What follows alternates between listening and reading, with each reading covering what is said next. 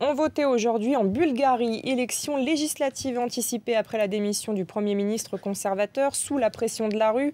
Pourtant, c'est bien le même parti conservateur qui arrive en tête selon les premiers résultats, 30% des suffrages. Harold Iman, notre spécialiste des questions géopolitiques, nous a rejoint. On va d'abord faire un petit rappel de la situation actuelle de la Bulgarie en Europe. Justement, 27e membre de l'Union européenne, cette Bulgarie, qui fait à peu près le tiers de la taille de la France, est entrée avec quelques petits handicaps. Elle n'a pas l'euro comme monnaie, elle a une monnaie nationale qui est, indexée sur l'euro, mais ce n'est pas carrément le bouquet, l'euro. C'est le pays le plus pauvre. Ça, c'est un peu une réputation qui lui collera un certain temps. Et puis, en entrant, elle a eu quelques problèmes à cause des réseaux, de l'influence du crime organisé sur les institutions du pays. Ce n'était pas le seul pays entrant avec ce problème, mais ça a marqué son image, c'est sûr.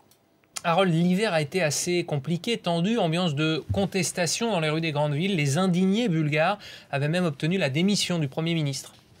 Et peut-être qu'ils ont une élection qui est venue trop vite, car un hiver de contestation, là vous voyez, ils avaient une ampoule sur la photo, c'est à cause de la crise de l'électricité. Justement, le gouvernement essayait de privatiser justement l'électricité et aussi les compagnies de téléphonie mobile. Les prix de l'électricité ont grimpé, voilà, ça a choqué la masse qui est descendue dans la rue. Il y avait aussi une peur qu'on administrerait de nouveau l'austérité alors que le gouvernement venait de l'administrer. C'est peut-être pour ça que la crise récente est arrivée un peu plus tard en Bulgarie, car en meilleur état, sans doute, que la Grèce.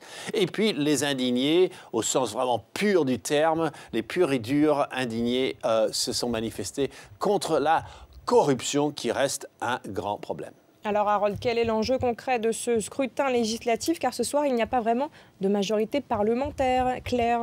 Non, car même si les conservateurs auront le plus grand bloc, ce n'est pas assez pour avoir plus de 50% des voix. Donc Boyko Borisov, qui avait lui-même démissionné au plus fort des manifestations des indignés, le voilà réinvesti d'un mandat raccourci.